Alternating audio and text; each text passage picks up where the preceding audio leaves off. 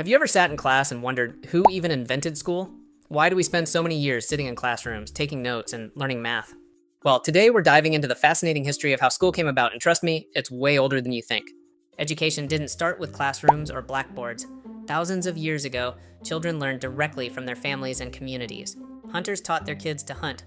Farmers taught farming. Knowledge was passed down through storytelling and practice.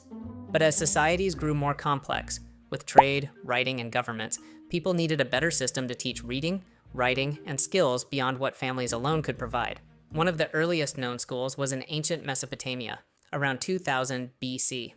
These were called tablet houses, where boys mostly from wealthy families learned to write cuneiform on clay tablets. Around the same time, ancient Egypt also had formal education for scribes who recorded history, taxes, and laws. Fast forward to ancient Greece. Education here was seen as a way to train citizens. In Athens, boys studied philosophy, music, and physical training, while in Sparta, schools focused almost entirely on discipline and military training. The Romans later adopted Greek ideas and spread education across their empire. Roman schools taught reading, writing, math, and rhetoric, skills needed for public life and government.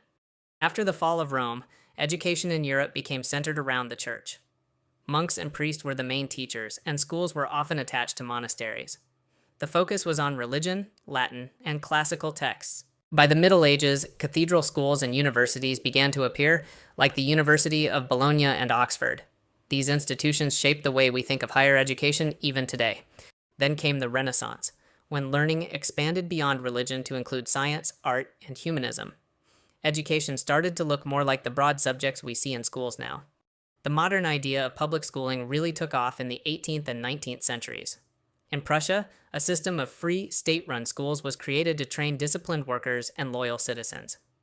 This Prussian model influenced schools worldwide, including in the United States. By the late 1800s, public education became more common, especially in Europe and North America. Subjects like math, science, history, and literature were standardized, and children of all backgrounds were expected to attend. Over time, education was seen not just as a privilege but as a basic right.